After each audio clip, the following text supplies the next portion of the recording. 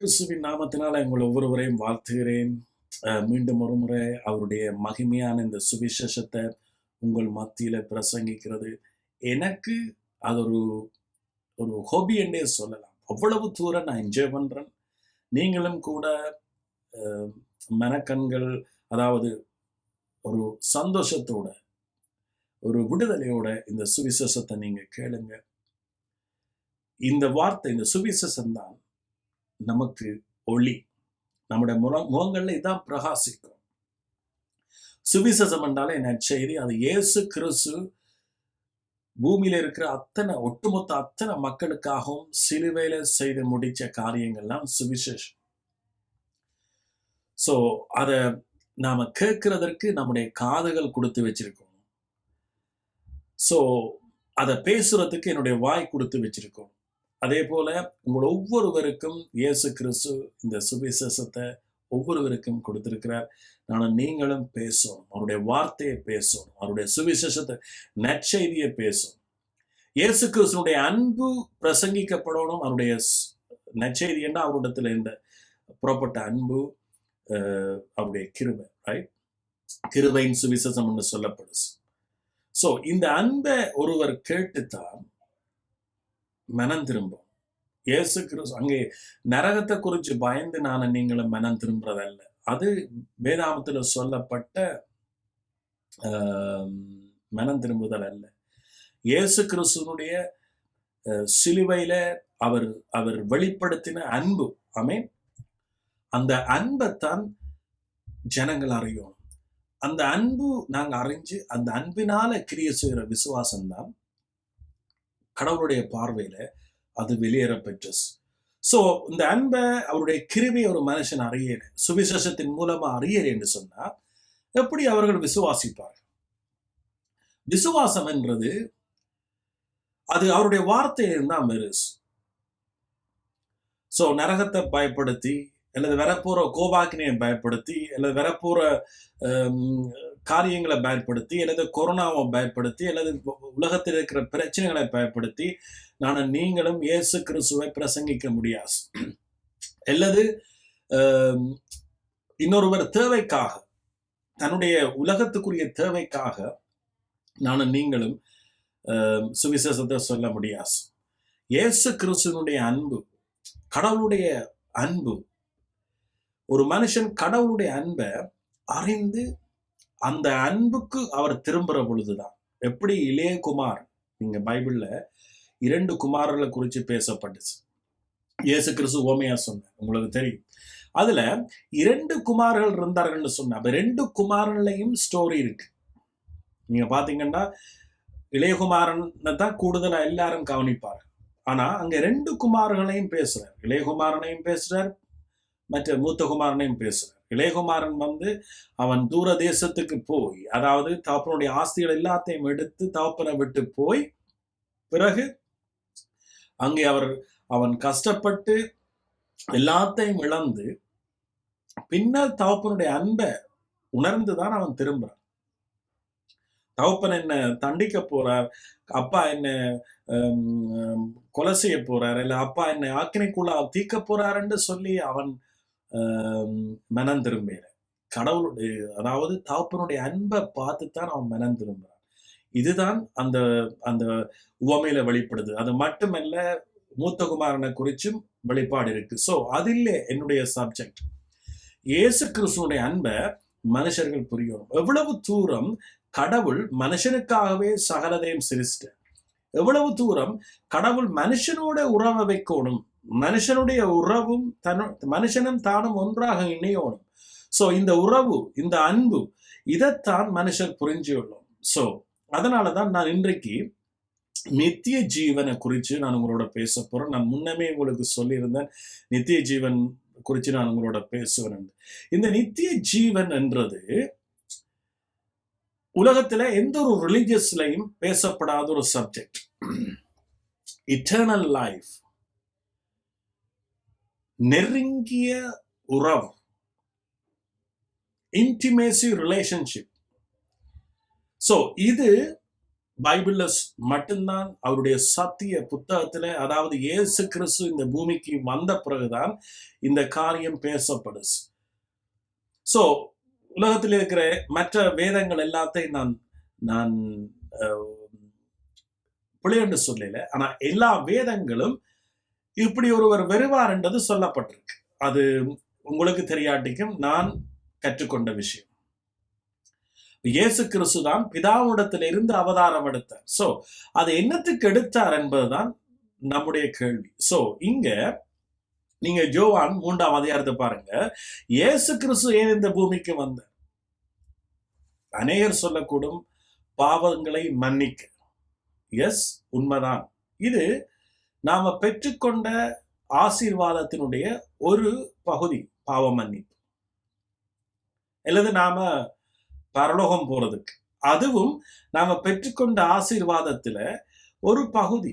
அதாவது எங்களுடைய சொத்துல எங்களுக்கு கிடைச்ச உரிமையில இதுவும் ஒரு ஆசீர்வாதம் என்று சொல்லலாம். இதல்ல இன்றைக்கு இயேசு கிறிஸ்து மதம் அல்ல. உலகத்துல இருக்கிற மதங்களுக்கும் இயேசுவும்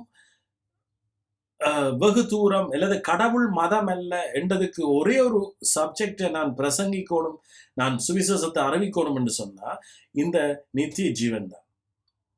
ஆமென். இந்த நித்திய ஜீவன் தான் கடவுள் அங்கே இயேசு கிறிஸ்து மூலமாய் வெளிப்பட்டார். அந்த இயேசு கிறிஸ்து மூலமாய் அவரை விசுவாசிக்கிறவன் நித்திய ஜீவனை உடையவனாய் இருக்கிறான் என்று இந்த சத்திய வசனம் மட்டும்தான் சொல்லப்படுது. சோ அதனால இந்த சப்ஜெக்ட் மிக முக்கியம். இப்ப கிறிஸ்தவர்கள் இன்றைக்கு அநேகர் கொள்ள முடியும், ரட்சிப்பண்டா என்ன, பாவ மன்னிப்பு, பரலோகம் போறது. எப்படியாச்சும் நாங்க பரலோகம் போவோம். சோ அதனால மனுஷர்கள் பரலோகம் போறதை தங்கள் கையில் எடுக்கிறார்கள். போதகர்கள் விசுவாசிகளை, ஆத்துமாக்களை தங்கள் கையில வச்சுக்கிறார்கள். அதனால அவர்களுக்கு பாரத்தை தாங்களே சுமக்கிறார்கள். ஆனா இயேசு கிறிஸ்து சொன்னார், வருத்தப்பட்டு பாரம் சுமக்கிறவர்கள் நீங்க எல்லாரும் என்னிடத்துல வாருங்கள், நான் உங்களுக்கு இளைப்பாறுதல் தருவேன். என்னுடைய நுகம் மெதுவாயும் என்னுடைய சுமை இலகுவாயும் இருக்கும். சோ எங்களோட ஆத்துமாக்கு இளைப்பாறுதல். சோ இயேசு கிறிஸ்து கடவுளிடத்திலிருந்து வந்தவர். அவர் கடவுள் என்றதை நானும் நீங்களும் முதலாவது அறியும். சோ அப்பொழுதுதான் நாங்க முழுமையான ஒரு விடுதலையை ஆவிக்குரிய ரீதியில நானும் நீங்களும் இந்த பூமியில வளர்ந்து கொண்டு போகலாம். சோ நித்திய ஜீவன் என்றது நானும் நீங்களும் கடவுளால கடவுளுக்குள்ள நாம சேர்க்கப்பட்டிருக்கோம். சோ இதை குறித்து நாம் கொஞ்சம் இன்றைக்கு உங்களோட பேசுறேன். வருகிற கிழமை இதை குறித்து மிகுதியான காரியத்தை செய்ய. இன்றைக்கு நான் ஒரு ஜஸ்ட் ஆரம்பிக்கிறேன். இந்த நித்திய ஜீவன் தனி எங்கட பாவ மன்னிப்பல்ல, தனி எங்கட பரலோகம் போறதல்ல, அல்லது தனிய அப்பப்ப நாங்க ஜெபம் பண்ணிக்க உலக ஆசீர்வாதங்களை கடவுள் நம்ம ஆசீர்வதிக்கிறதல்ல. கடவுள் நம்மிடத்துல என்னத்தை எதிர்பார்க்கிறார்? இந்த உலகம் ஏன் சிருஷ்டிக்கப்பட்டது? உலகத்துல நாங்க பார்க்கறதெல்லாம் என்னத்துக்காக சிருஷ்டிக்கப்பட்டது? கடவுளே ஏன் இருக்கிறார்? சோ இது எல்லாத்தையும் இதுதான் வெளிப்படுத்த போஸ். கடவுளே அவர் உறவுதான், அன்புதான். பைபிள் சொல்ல தேவன் அன்பாகவே இருக்கிறார், கடவுள் அன்பாகவே இருக்கிறார். சோ அவருடைய அன்பில இருந்து புறப்பட்டதுதான் சகலது. அவருடைய அன்பில் இருந்து புறப்பட்டதுதான் சகலது. அவருடைய அன்பினாலதான் நாங்களே சிருஷ்டிக்கப்பட்டோம். சோ அவருடைய அன்பில்லை என்றா உலகத்தில் ஒன்றுமே இல்லை. ஆமென். அவருடைய அன்பில்லை என்றா அந்த அன்பில இருந்து புறப்பட்டதுதான் உறவு. சோ கடவுள் மனுஷனோட தன்னுடைய உறவை என்ன செய்யறார்? வைக்கிறார். நெருங்கிய உறவு. சும்மா இப்ப நானும் நீங்களும் பூமியில பார்க்கிற மனுஷிக தன்மையான உறவை குறித்து நான் பேசல. இங்க பூமியில இருக்கிற கணவன் மனைவி, அல்லது பூமியில இருக்கிற அம்மா அப்பா பிள்ளைகள், பூமியில இருக்கிற நண்பர்கள், பூமியில இருக்கிற உறவினர்கள், இந்த உறவெல்லாம் இது கடவுளுடைய உறவுக்கு கீழானது அல்லது நிழலானதுன்னு சொல்லலாம். ஆனா இங்க இட்டர்னல் லைஃப் என்றது அது எல்லாத்தையும் தாண்டினஸ். சோ அதைத்தான் நானும் நீங்களும் இன்றைக்கு பார்க்க போறோம். இதற்கு நான் முதல் ஒரு வசனத்தை நான் வாசிக்கிறேன், உங்களுக்கு தெரிஞ்ச வசனம். யோவான் 3ஆம் அதிகாரம் 16ஆம் வசனம். தேவன் தம்முடைய ஒரே பேரான குமாரனை விசுவாசிக்கிறவன் எவனோ அவன் கெட்டு போகாமல் நித்திய ஜீவனை அடையும்படிக்கு நித்திய ஜீவனை அடையும்படிக்கு அவரை தந்தருளி இவ்வளவாய் உலகத்தில் அன்பு கூர்ந்தார். ஏன் இயேசு கிறிஸ்து இந்த பூமிக்கு வந்தார்? ஏன் கடவுள் இன்றைக்கு மாம்சத்தில் வந்தார்? ஏன் கடவுள் மனிதனாக வந்தார்? ஏன் கடவுள் அங்கே சிலுவையில தன்னை ஒப்பு கொடுத்தார்? ஏன் கடவுள் பிறகு உயிர் தெழுந்தார்? சோ நீங்களும் தனிய பாவ மன்னிப்பு பரலோகம் போறதுக்கு இல்லை, நித்திய ஜீவனை அளிக்கும்படிக்கு. பைபிள் அப்படித்தான் சொல்லுது. தேவன் தம்முடைய ஒரே பேரான குமாரனை விசுவாசிக்கிறவன் அவனோ அவன் கெட்டு போகாமல் என்று சொன்னா, இந்த ரிலிஜியஸ் வே எங்களை கடவுள் இருந்து எங்களை பிரிக்குது தெரியுமா? எத்தனை பேர் நீங்களும் ரிலிஜன்ன்றதே அது மாம்சத்துல இருந்து வெளிப்படுற காரியம். உலகத்துல எல்லாருமே ரிலிஜியஸ் தான். அந்த ரிலிஜன், இந்த ரிலிஜன், அந்த ரிலிஜன் என்று சொல்லி ரிலிஜியஸ் கூட. சோ சாத்தான் எங்களை அந்த ஒரு விலைக்குள்ளதான் எங்களை வெளுத்தினஸ். போலியான பக்தி வேஷம். இது ஆதியாமத்தில் ஆரம்பிச்சஸ். ஏதேன் தோட்டத்துல, ஆதியாம் புத்தகத்துல நீங்க வாசிக்கலாம். ஆதியிலேயே இதான் நடந்தது.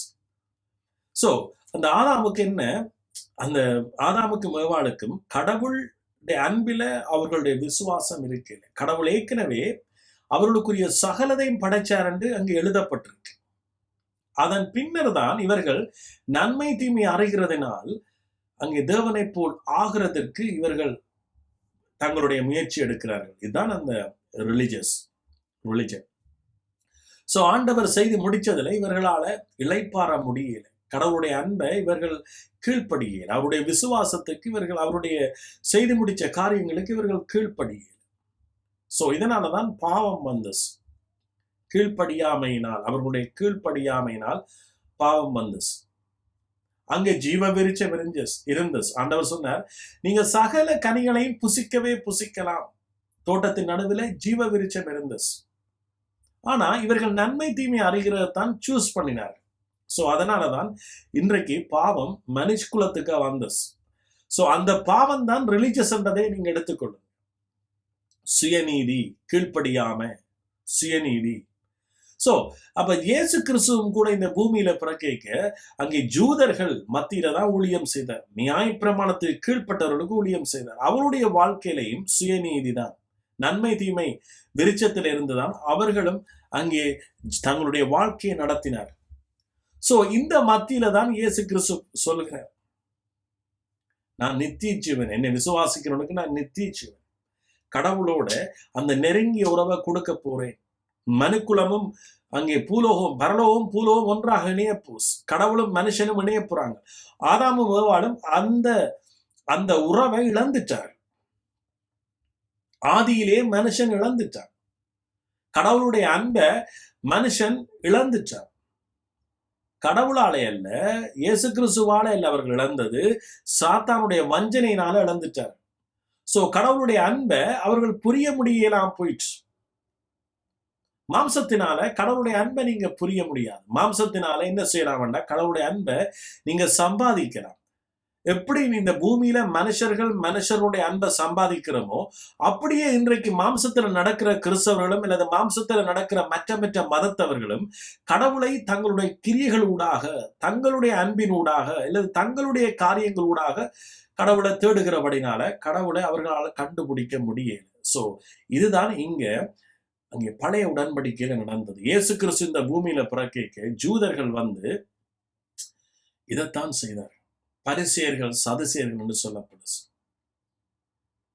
அவர்கள் தங்களுடைய நீதியை நம்பினார்கள், தங்களுடைய சுய நீதியை நிலைநாட்ட முயற்சித்தார்கள். சோ அதனால அவர்கள் இயேசு கிறிஸ்துவால நித்திய ஜீவனை அவர்களால் பெற முடியல. சோ அந்த இடத்துல தான் இயேசு இங்க பேசுறார். யோவான் 3:16. தேவன் தம்முடைய ஒற்றை பேரான குமாரனை விசுவாசிக்கிற அவன் கெட்டு போகாமல், அவன் தன்னுடைய சுய நீதியிலே அல்லது தன்னுடைய வழி ஊடாக பரலோகம் போறது, பாவமன்னிப்பை பெறுறது, ரட்சிக்கப்படுறது, ஆசீர்வதிக்கப்படுறது, அந்த அந்த வழியில கெட்டு போகாமல் நித்திய ஜீவனை அடையும்படிக்கு அவரை தந்தருளி இவ்வளவாய் உலகத்தில் அன்பு கூர்ந்தார். சோ தேவன் என்னதுக்கு? நித்திய ஜீவனை தர. சோ இந்த நித்திய ஜீவனுக்குள்ள, இந்த ரட்சிப்புக்குள்ள எல்லாம் அடங்கு. அவருடைய ஒற்றைய பலியினால மனுக்குலம் மன்னிக்கப்பட்டுச்சு. அப்ப இயேசு கிறிஸ்துவை நாம விசுவாசிக்கிறதுக்கு முதல் நாம் எல்லாரும் ஆதாமின் சந்ததியாக, இயற்கையாகவே பாவியாக நாம பிறந்தோம். இதான் பைபிள் சொல்லுது. ரோமர் 3 நீங்க வாசிக்கலாம். எல்லாரும் பாவம் செய்து தேவ மகிமையற்றவர்களாயிருந்தோம். ஏன் கணக்க வேண்டாம், நீங்க பாவம் செய்ய முதலேயே பாவம் உங்களுக்குள் வாசம் பண்ணினது என்று சொல்லப்படுது. ரோமர் 5 வாசிக்கிறேன். ரோமர் 5 ரோமர் 5 இப்படியா சொல்லப்படுது. அதாவது ஒரு மனுஷன், சரி இந்த வசனத்தை பாருங்க. நாம் ரோமர் 5:8 நாம் பாவிகளாய் இருக்கையில், நாம் உலகத்துல வாழ்ற ஒவ்வொரு மனுஷனும் பாவிகளாய் இருக்கையில் தான் கிறிஸ்து நமக்காக மரித்ததினாலே தேவன் கடவுள் நம்மேல் வைத்த அன்பை என்ன செய்யறாராம்? விளங்க பண்ணுங்க. இப்படி நாம் அவருடைய இரத்தத்தினாலே நீதிமான்கள் ஆக்கப்பட்டிருக்க கோபாக்கினைக்கு நீங்களாக அவராலே நாம் ரட்சிக்கப்படுவது அதிக நிச்சயமாவே. சோ என்ன குட் நியூஸ்? என்ன குட் நியூஸ் வந்து அவருடைய ரத்தத்தினால நீங்கள் என்ன செய்யப்பட்டிருக்கிறீங்களா? நீதிமான்கள் ஆக்கப்பட்டிருக்கீங்க. ஏன் உங்களால் இந்த வசனத்துக்கு கீழ்ப்படுகிறா? ஏன் நீங்க இந்த வசனத்துக்கு கீழ்ப்படைஞ்சு, ஏன் நீங்க இன்னும் நீங்க அவருக்குள்ள மேன்மை பாராட்டக்கூடாது? எஸ், நான் வந்து பாவியா இருந்தேன், நான் பிறப்பிலேயே பாவியா இருந்தேன். நான் இப்ப இயேசு கிறிஸ்துவுக்குள்ள விசுவாசிச்சு அவருக்குள்ள மறுபடி பிறந்ததுனால நான் நீதிமானாக்கப்பட்டிருக்கிறேன். சோ இந்த சிந்தை, இந்த அறிக்கைகள், இந்த சந்தோஷம், இதனால வருகிற சமாதானம் தான் எங்களோட வாழ்க்கையில அது வந்து ஆசீர்வாதங்களை வெளியில கொண்டு வருவாமே. சோ அவருடைய ரத்தத்தினால ஒவ்வொரு மனுஷனும் நீதிமானாக்கப்படலாம். ஆமென். இப்ப நான் என்ன சொல்ல போறேன்னு சொன்னா, ஒரு மனுஷன் அங்கே என்ன செய்யறான்?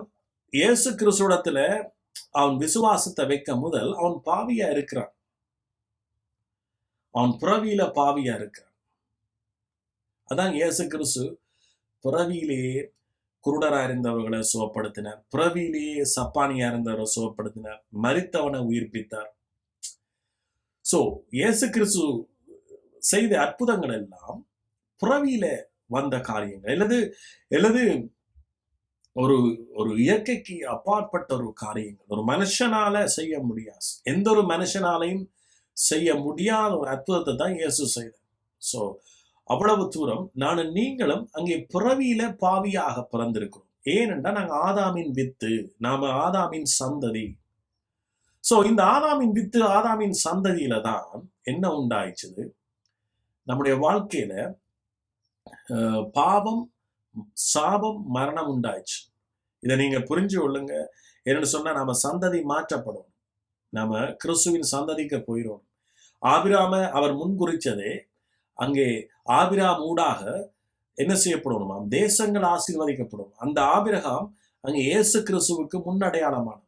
சோ இயேசு அந்த ஆபிராம இயேசுவுக்கு முன்னடையாளமானவன். சோ இப்ப இயேசு கிறிஸ்து மூலமாகத்தான் நாங்கள் ஆசீர்வதிக்கப்பட்டிருக்கிறோம் என்றதை கலாத்தியர் புத்தகத்துல சொல்லப்படுது. சோ இந்த சத்தியங்கள் எல்லாம் மறைக்கப்பட்டிருக்கு. இன்றைக்கு அநேக மதத்தவர்களுக்கு மறைக்கப்பட்டிருக்கு. சோ அதனாலதான் இன்றைக்கு பாவம், சாபம், மரணம் ஜனங்களை தொடர்ந்து கொண்டே போகுது. மரணம் என்று சொன்னா நாங்க சரீரத்தை விட்டு கடந்து போற மரணத்தை நான் சொல்லல. அது எல்லாரும் ஒரு நேரம் நாங்க அனுபவிக்கத்தான் போறோம். ஆனா இந்த பாவ சாப மரணம் என்றது அது நித்திய மரணத்தை குறிக்கு. சோ இயேசு இங்க சொல்ற, நான் நித்திய ஜீவனை கொடுக்க வந்தேன், கடவுளோட மனுஷனை இணைக்க வந்தேன். கடவுளுடைய ஆசீர்வாதங்கள் மனுஷனுக்கு அங்கே கிருபையினால கிடைக்கும்படியாக வந்தேன். ஆவிக்குரிய சகல ஆசீர்வாதங்களும், தேவ பக்திக்கு தேவையான அத்தனையும் அவருடைய திவ்ய வல்லமை நமக்கு தர்றதுக்காக இயேசு கிறிஸ்து இந்த பூமிக்கு வந்தார். சோ இதுதான் நம்முடைய ஆவி ஆத்மா சரீரங்களை உயிர்ப்பிக்கிறது. ஆமென்.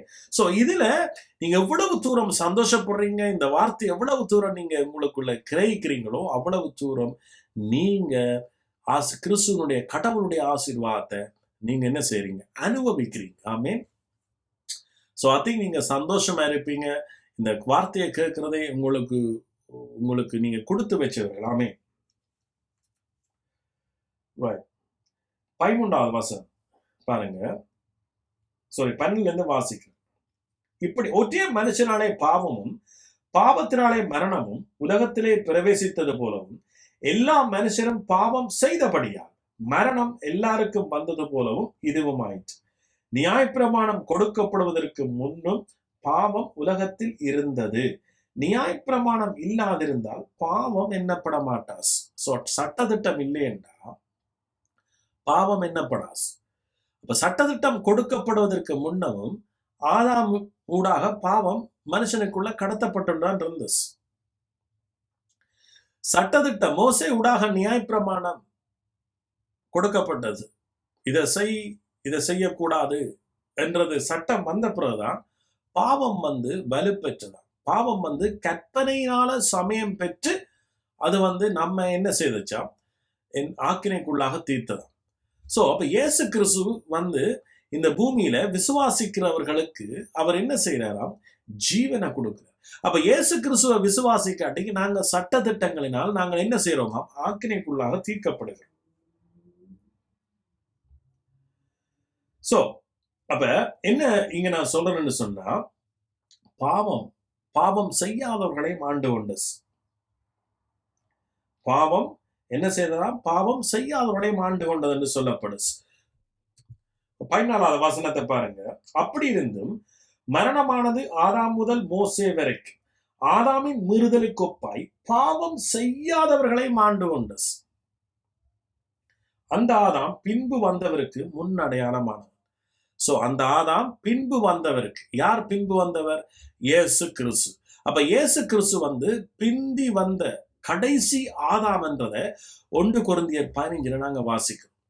சோ இப்ப ஏன் இயேசு கிறிஸ்து கடைசி ஆதாமாக, ஏன் இயேசு கிறிஸ்து மனிதனாக மாம்சத்துல இந்த பூமிக்கு வந்தார்ன்றா, முன்பு ஆதாமினால பாவத்தின் மூலமாய் மரணம், அதன் மூலமாக சாபங்கள், மனிதனுக்கு சாப வியாதிகள் எல்லாம் ஆண்டு கொண்டுச்சு. இப்ப கடைசி ஆதாமாக இயேசு இந்த பூமியில பிறந்தார். கடைசி ஆதாமாக பிறந்து அவர் சிலுவையில தன்னை ஒப்பு கொடுத்தார். பாவம் அறியாத அவர் தன்னைத்தானே பாவியாக ஒப்பு கொடுத்தார். ஏன் ஒப்பு கொடுத்தார் என்று சொன்னா, விசுவாசத்தின் மூலமாக நாங்களும் என்ன செய்யணும், அவரோட மரிச்சு அவரோட அடக்கம் பண்ணப்பட்டு அவரோட உயிர் தழுகிறோம். சோ அப்ப நாம ஒரு புதிய சந்ததிக்குள்ள கடந்து போறோம். சோ இந்த புதிய சந்ததிக்குள்ள கடந்து போய் நீங்களும் புது சிருஷ்டியாக கிறிஸ்துவுக்குள்ள புது சிருஷ்டியாக சிருஷ்டிக்கப்படுகிறோம். இந்த புது சிருஷ்டியாக சிருஷ்டிக்கப்பட்டு அவரோட இந்த நித்திய ஜீவன், நித்திய உறவில நீங்களும் சேர்க்கப்பட்டிருக்கோம். ஆமென். நாங்க என்ன உறவுல, நித்திய உறவுல, நித்திய ஜீவன், eternal life, intimacy, relationship with God. பாருங்க எவ்வளவு ஒரு ஆசீர்வாதமான. மனுஷன் கடவுளை தேடிக்கொண்டே இருக்கிறான். மனுஷன் கடவுளுக்கு பூஜை பண்ணிக்கொண்டே இருக்கிறான். மனுஷன் கடவுளுக்கு ஏதோ எல்லாம் செய்யறான். நமக்கு சாத்தான் கற்றுக் கொடுத்த பயங்கர தந்திரங்கள் இவைகள் எல்லாம். சாத்தான் கற்றுக் கொடுத்த பயங்கரமான தந்திரங்கள். சிலவளை சொன்னா நீங்க யோசிப்பீங்க, என்ன இது, நாங்க தொன்று தொட்டு இப்படித்தான் செய்தொண்டு வாரோம். இதுதான் உலக வழிபாடு. பைபிள் சொல்லுது உலக வழிபாடு. ஆனா கிறிஸ்து தான் நித்திய ஜீவனா வார. கிறிஸ்து தான் பிதாவுக்கு ஏற்ற பலியாக வார. கிறிஸ்து தான் பிதாவுக்கு ஏற்ற கீழ்ப்படிவாக வார. கிறிஸ்து தான் பிதாவுக்கு ஏற்ற தசமமாக வார. கிறிஸ்து தான் பிதாவுக்கு ஏற்ற காணிக்கையாக வார. கிறிஸ்து தான் பிதாவுக்கு ஏற்ற ஆராதனையாக வார. கடவுளுக்கேற்ற எல்லாமே இயேசு கிறிஸ்து தான். கடைசியாக வந்த அந்த ஆதாம். அந்த ஆதாம் ஊடாகத்தான் நானும் நீங்களும் என்ன செய்யப்பட்டோம்? ஆசீர்வதிக்கப்பட்டோம். பாருங்க எப்படி அதை பேசுறாருன்னா, 12வது வசனம், ரோமர் 5:12, ஒற்றே மனுஷனாலே பாவமும் பாவத்தினாலே மரணமும் உலகத்தில் பிரவேசித்தது போலவும் எல்லா மனுஷரும் பாவம் செய்தபடியால் மரணம் எல்லாருக்கும் வந்தது போலவும் இதுவும் ஆயிற்று. எது? அதாவது இயேசு கிறிஸ்து என்னும் ஒருவருடைய கீழ்ப்படிதலினாலே, இயேசு கிறிஸ்து என்னும் ஒருவருடைய கீழ்ப்படிதலினாலே நானும் நீங்களும் என்ன செய்யப்பட்டோமா? ஆசீர்வதிக்கப்பட்டோம். இயேசு கிறிஸ்து மூலமாய், இயேசு கிறிஸ்து மூலமாய்த்தான் நாங்கள் மனுஷனுடைய எந்த ஒரு நற்கிரியினாலும் அல்ல. நானும் நீங்களும் பிதாவோட இணையர் என்று சொன்னார், நோவே, எந்த ஒரு காரியமும் அல்ல. ஜஸ்ட் அவருடைய கிருபை, அதை நாங்கள் விசுவாசிக்கிறோம், கீழ்ப்படுகிறோம். அவருடைய கிருபை கீழ்ப்படுகிறோம். எப்போ ஒரு மனுஷன் வந்து தன்னை கீழ்ப்படுத்துகிறான், அவன் ரட்சிக்கப்படுறான். ஆமீன். தகப்பனே, நான் இந்த பூமியில நான் பாவியா இருக்கிறேன். சட்ட திட்டங்கள் என் பாவத்தை வெளிப்படுத்து, நியாயப்பிரமாணம் என்ற பாவத்தை வெளிப்படுத்து. இளைய குமாரனை பார்த்தீங்கன்னா ஆசி எல்லாத்தையும் எடுத்துக்கொண்டு போனான்.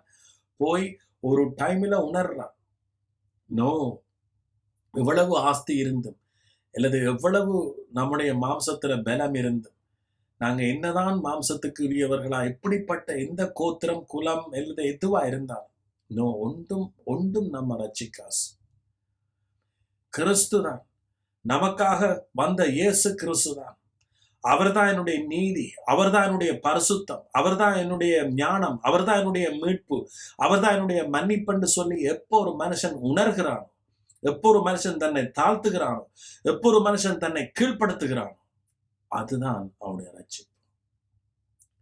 இந்த டைம்ல நான் உண்ட சொல்றேன், இந்த மூத்த குமாரனை பார்த்தீங்கன்னா அவன் வீட்டில் இருக்கிறான். அவன் வயல்ல இருந்து வேலையை செய்து போட்டு திரும்பி விரைக்க, இந்த இளைய குமாரன் திரும்பி வந்து தகப்பன் வந்து கட்டி அணைச்சு, கழுத்தை கட்டி பிடிச்சு அணைச்சு, அவனுக்கு மோதிரத்தை போட்டு பாதரட்சியை போட்டு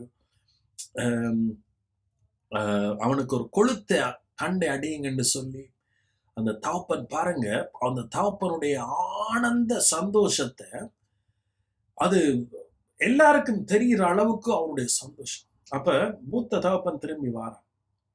வேற கேட்கிறாங்க ஊழியக்காரன்ட்ட, என்ன நடக்குதுங்க? அப்ப அவன் என்ன சொன்னான்னா, உம்முடைய தம்பி சகோதரன் திரும்பி வந்தான், தொலைஞ்சான், திரும்பி சுகபலத்தோட வந்திருக்கிறான்.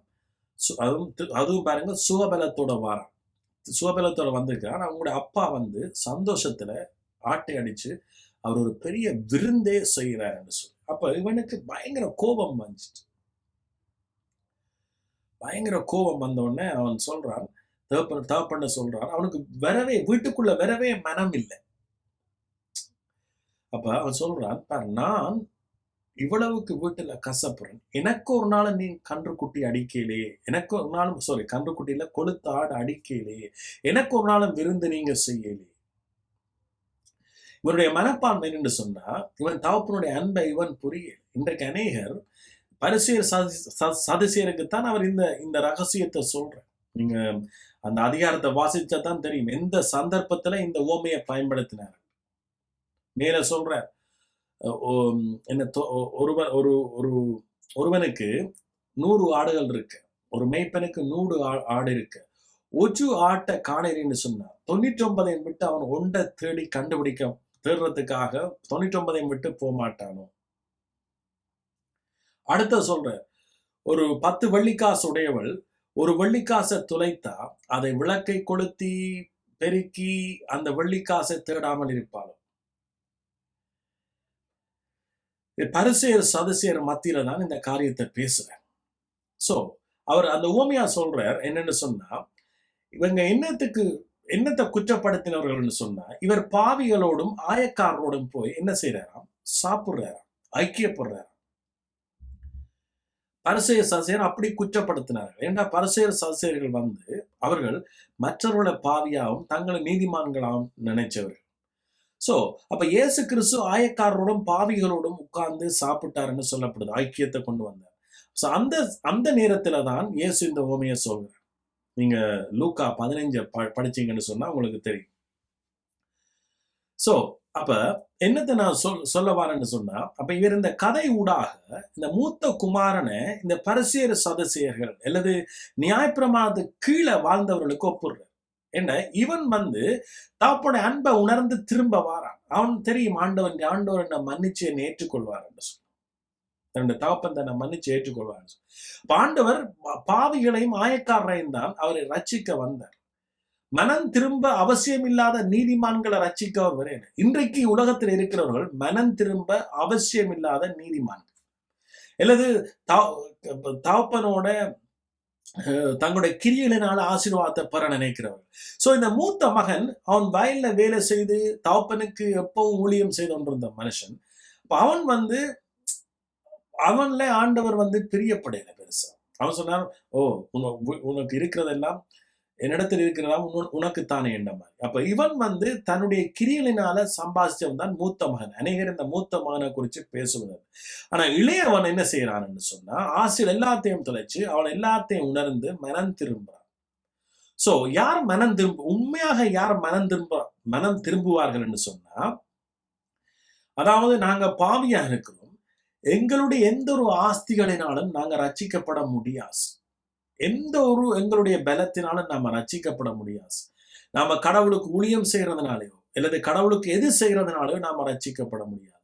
இயேசு கிறிஸ்து நமக்காக சிந்தின ரத்தத்தினால, இயேசு கிறிஸ்து நமக்காக மரிச்சு உயிர்த்தெழுந்தனால, அந்த சுவிசேஷத்தினால, நற்செய்தினால மட்டும்தான் நீங்களும் மனம் திரும்பலாம் என்று சொல்லி தன்னை பாவி என்று கிறிஸ்துவுக்குள்ள தன்னை நிர்ணயிச்சு அங்கே எந்த நற்கிரியை செய்தாலும் தான் ரட்சிக்கப்பட முடியாது என்பதை உணர்ந்து வர்றவன் தான் இளையகுமாரனுக்கு ஒப்பானவன். அவனை கர்த்தர் அப்படியே கட்டி அணைக்கிறாராம்.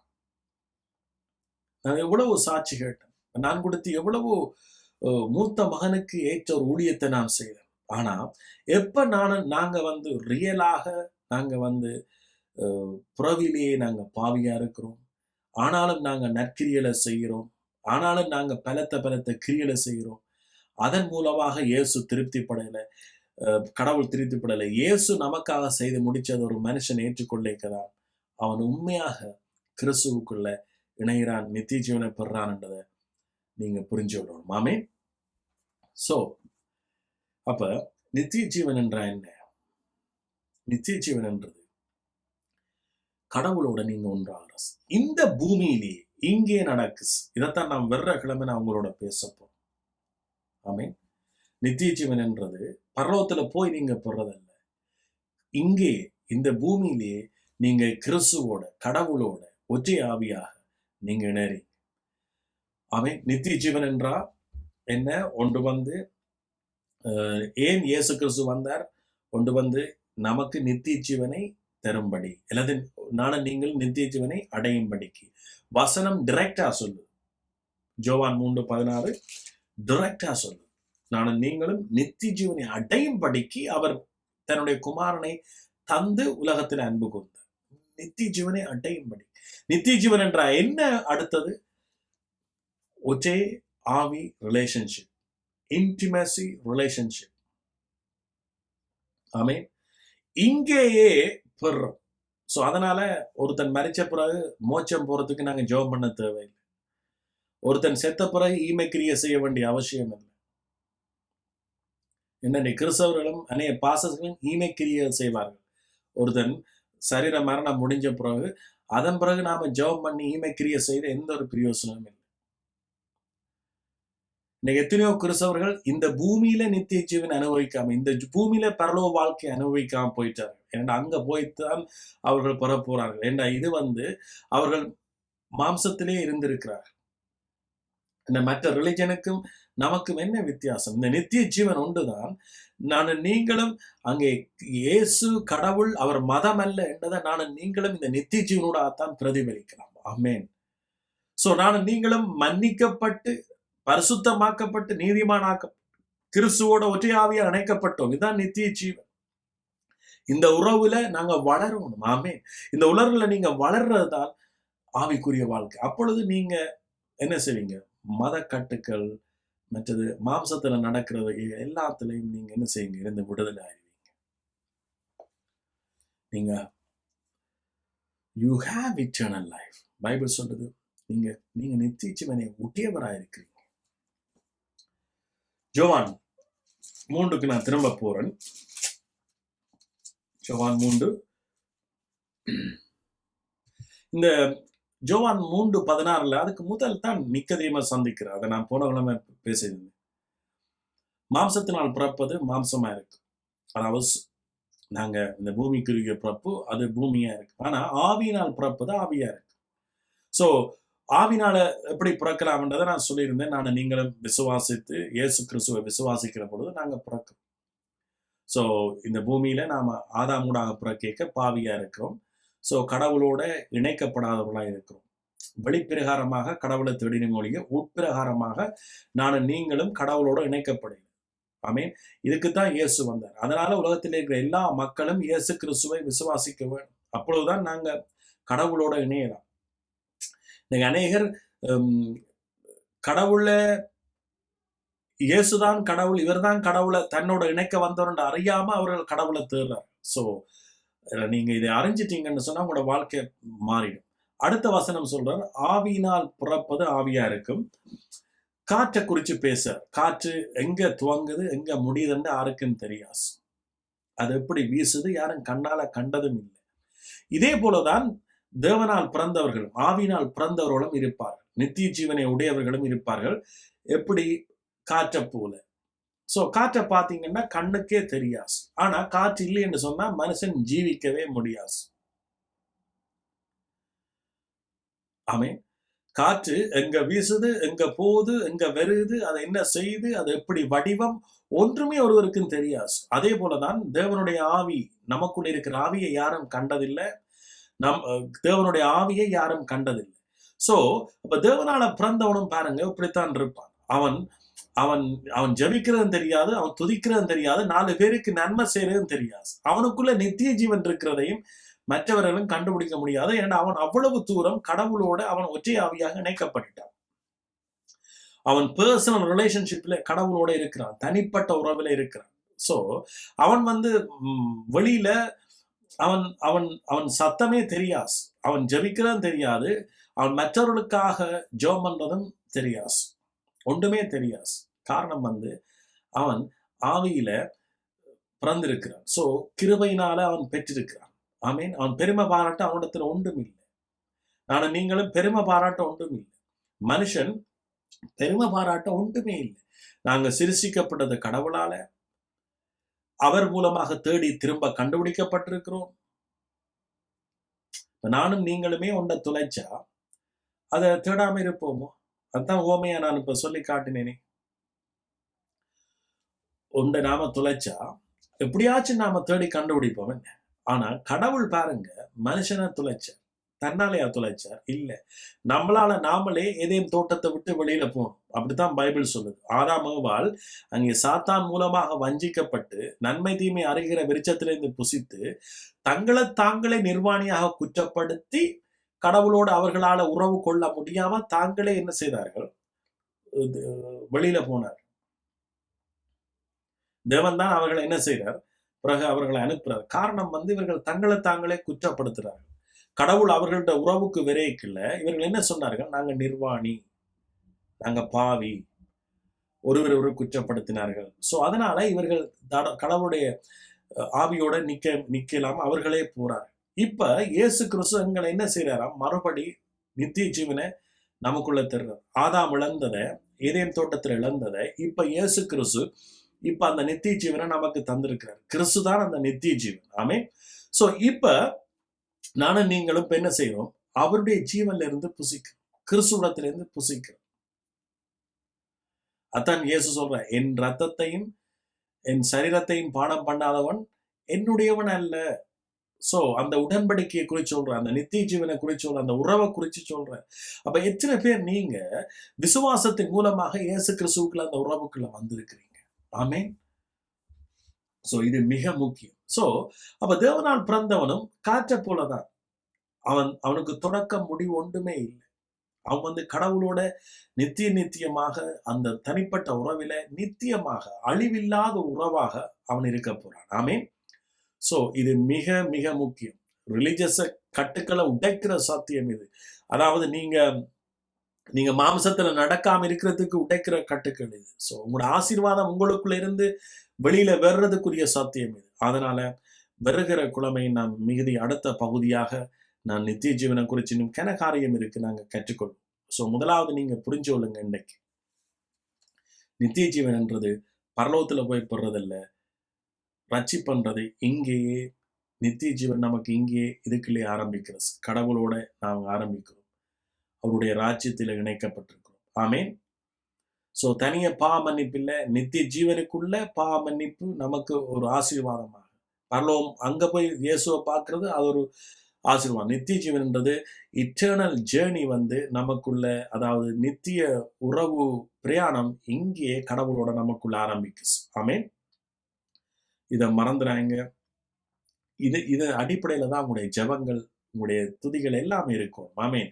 இந்த பாத்தீங்கன்னா ஜெபங்கள் எல்லாமே சும்மா அது வேறு விதமாக பழைய உடன்படிக்கையில தான் வளர்றாரு. ஸோ இதை நீங்க புரிஞ்சுக்கொள்ளுங்க. ஸோ இன்றைக்கு நீங்க மெயினா நீங்க உங்களுக்குள்ள பதிய வேண்டியது நித்திய ஜீவன் நமக்குள்ள விசுவாசிக்கிற ஒவ்வொருவருக்குள்ள நித்திய ஜீவன் இருக்கு. ஒவ்வொருவருக்குள்ள கமோ நீங்க தான் கர்த்தருடைய வார்த்தையை சொல்லி நீங்க தான் பேசணும், நீங்க தான் உங்களை ஆசீர்வதிக்கணும், நீங்க தான் உங்களை இன்னும் கட்டணும். ஆமேன். வேற யாரும் கட்டாரு. திருடன் திருடவும் கொல்லவும் அழிக்கவும் வர்றான், வேற ஒன்றுக்கும் வர்றான். ஆனா கர்த்தருடைய ஆவியானவரோ உங்களுக்கு ஜீவனை தருகிறார், உயிர்ப்பிக்கிறார். ஆமேன். சோ வருகிற கிழமை நானும் நீங்களும் மிகுதியான காரியத்தை பார்ப்போம்.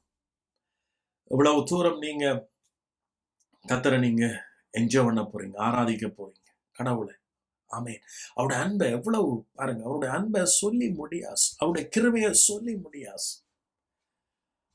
வானம் பூமி இவ்வளவு உயர்ந்திருக்குது, வானம் பூமிக்கு எவ்வளவு உயர்ந்திருக்கு, அதை காட்டிலும் அவருடைய கிருபை, அவருடைய அன்பு உங்கள் மேல வச்ச அவருடைய அன்பு, அதை அறிகிற பொழுதுதான் நீங்க உங்களுக்கு வாழ்க்கை, அதுலதான் உங்களோட வாழ்க்கை இருக்கு.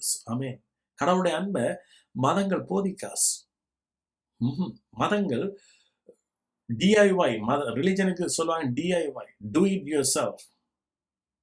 நீங்க செய்யுங்க, நீங்க கிரியல் நடப்பீங்க, நீங்க கடவுளை நேசிங்க, நீங்க ஜெபம் பண்ணுங்க, நீங்க துதியுங்க, நீங்க உபாசிங்க, நீங்க விரதம் பிடிங்க, நீங்க அதை செய்யுங்க இதை செய்யுங்கன்னு சொல்லி religion do it your self. அப்பொழுது கடவுள் உங்களை ஆசீர்வதிப்பார். நோ, கிறிஸ்துதான் நம்மை ஆசீர்வதிச்ச, கிறிஸ்துதான் முதல், அவர்தான் ஆதியும் அந்தமும், அவர்தான் சகலதும், அவரால் தான் நாங்கள் சிருஷ்டிக்கப்பட்டோம், அவருடைய கிரியை தான் நம்ம ஆசீர்வதிச்சது, அதுல இருந்துதான் நம்முடைய வாழ்க்கை. ஆமேன்.